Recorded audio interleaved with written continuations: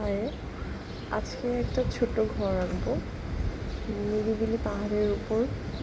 একদম ছোটোবেলায় আমরা সাধারণত যেরকম গ্রামীণ ঘর আঁকি সেই রকম একদমই ছোট একটা পাহাড়ের উপর অথবা একটা টিলার উপর,